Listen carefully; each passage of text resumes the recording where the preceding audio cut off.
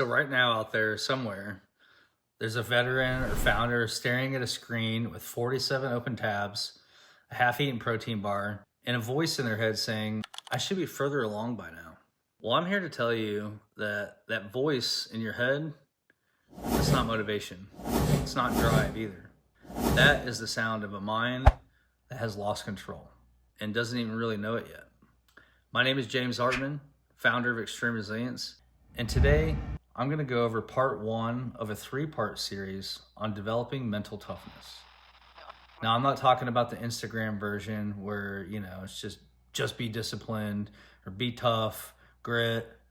I'm talking about the actual psychological framework that separates people who break under pressure from people who bend and come back stronger. Today, we're covering the first two pillars, control and commitment. And I'm going to show you how losing your grip on either one is silently sabotaging your health, your money, and your relationships. There's a psychologist named Clough who spent decades studying what actually makes people mentally tough. Not anecdotally, empirically. He has built a model called the 4 C's: control, commitment, challenge, and confidence. You can think of these as like 4 cylinders in your mental engine. When all 4 are firing, you can handle almost anything. But when one of them misfires, your performance starts to drop. When 2 or 3 go down, that's when the wheels come off. And it really doesn't matter how smart you are or how hard you work. In the Hero Transformation program that I teach, we use this framework because it maps directly onto what we call the 4 domains of your life: health, economics, relationships, and opportunities, or hero. A weakness in any of these 4 C's creates a very specific and predictable breakdown in those domains. Not vague, specific. Today, control and commitment.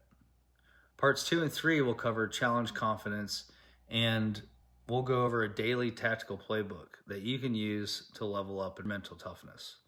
But none of that matters if you don't get the first 2 locked in, because control really is the foundation that everything else sits on. So, who is actually in the driver's seat?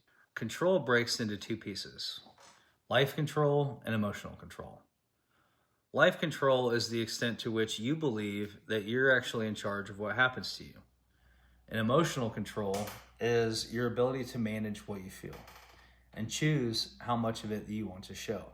Let's start with life control, because this is where most people are lying to themselves. People that have high life control believe success is almost entirely up to them. They prioritize, they plan, and they organize. When a problem shows up, they see solutions. People with low life control, however, they see a problem and think, well, this is just how it is. Here's me getting screwed again, right? So this comes down to what psychologists refer to as locus of control. Somebody with an internal locus of control means that you believe that you are the driver behind your outcomes. People with an external locus of control believe that outside forces do. Here's the trap. External locus feels rational. You can always build a case for why it wasn't your fault. The market shifted. The client ghosted me. The algorithm changed. The algorithm hates me. And sure, those things do happen. But the moment that you start stacking external reasons, you're training your brain to stop looking for levers for you that you can actually pull, right?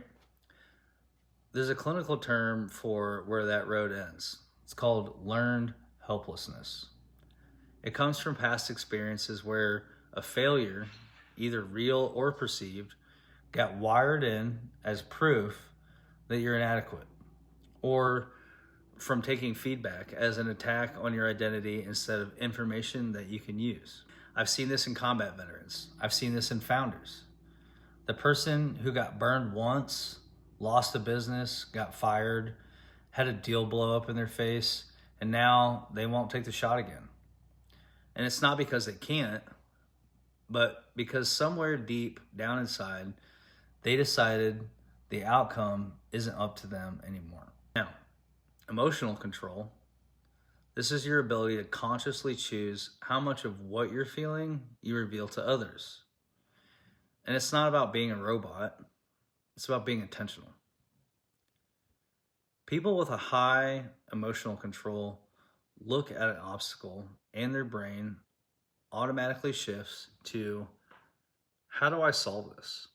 Instead of, why is this happening to me? That's not a personality trait. That's a skill. And like any skill, it can be trained.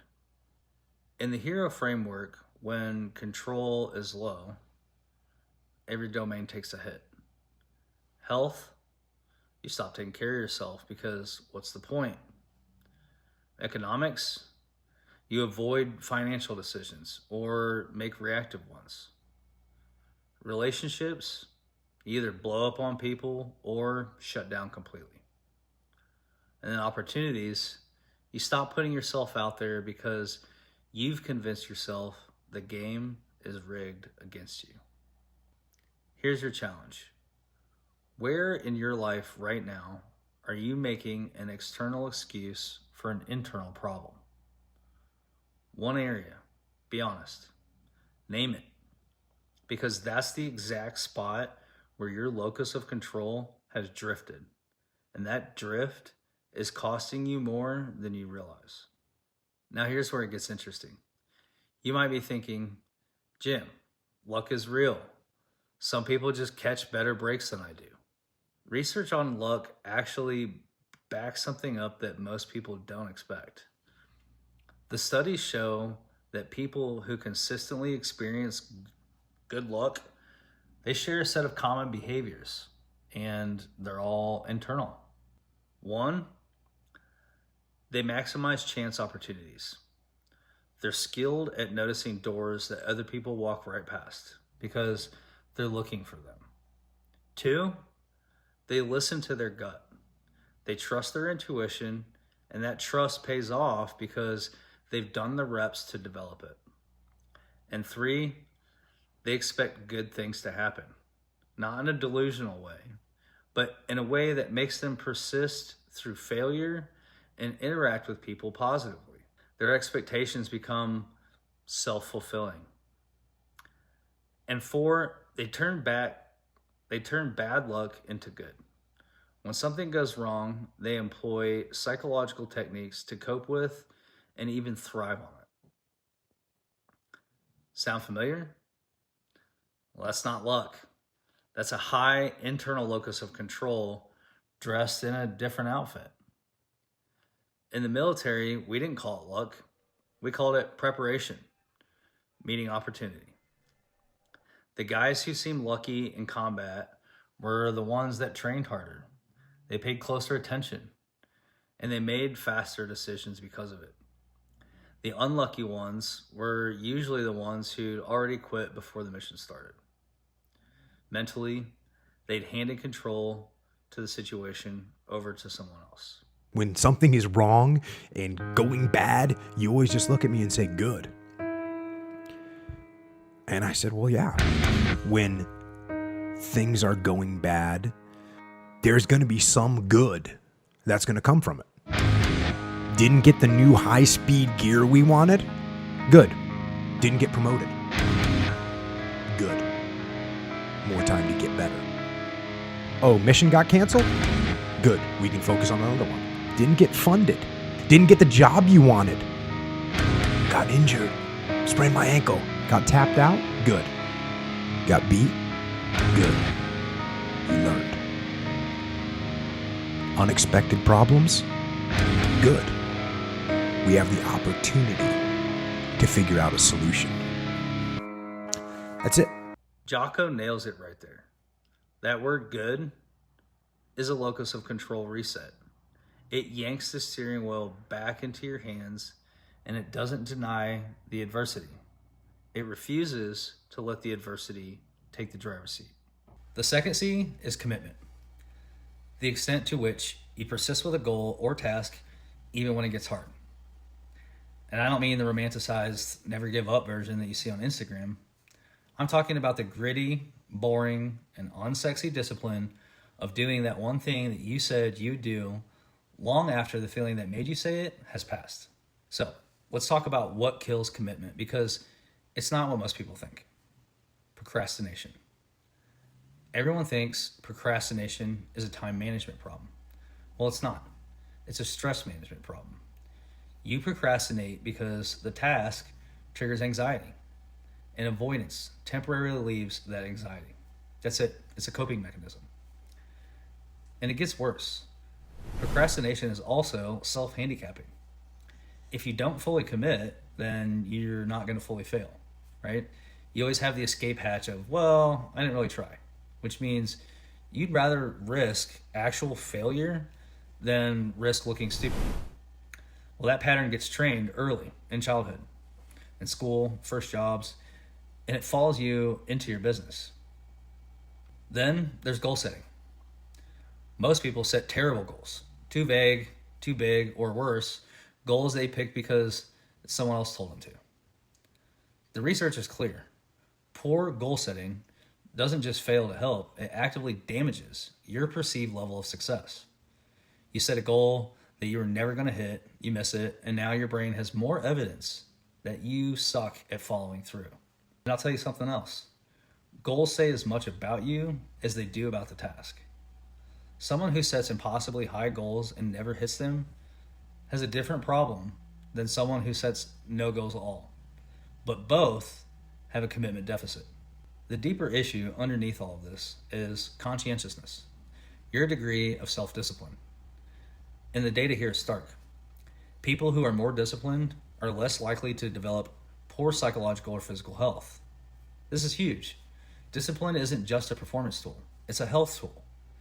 And it's a wealth tool. And it's a relationship tool. Maybe now you're starting to see why I built the hero framework.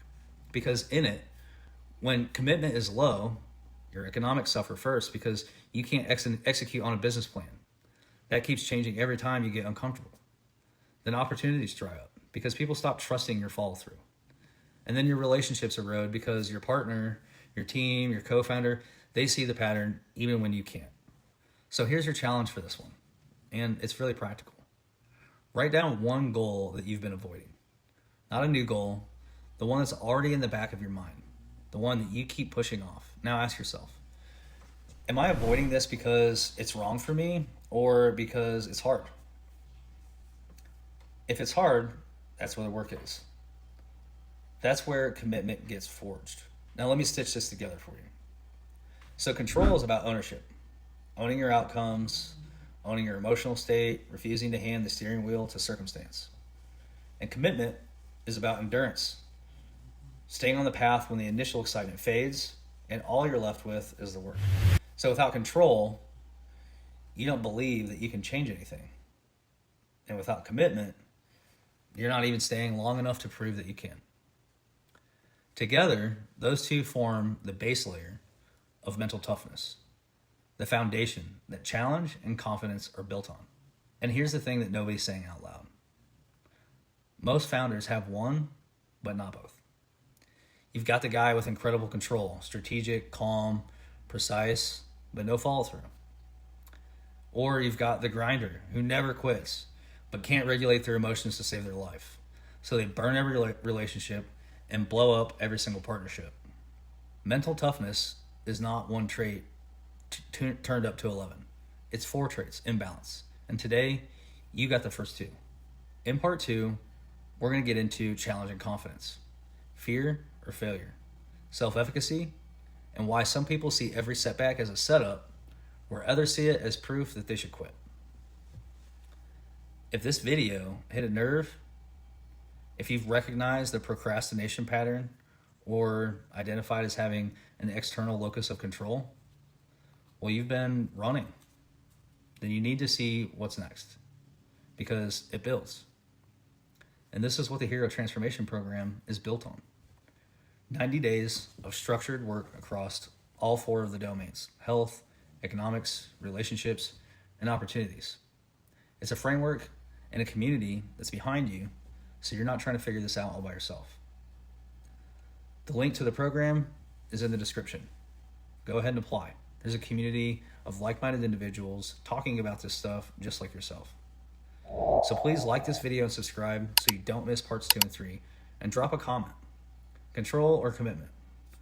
Which one are you weaker at? Be honest in that comment section, because those comments will probably help somebody. That honesty is the first rep. Own your purpose, and I'll see you in part 2.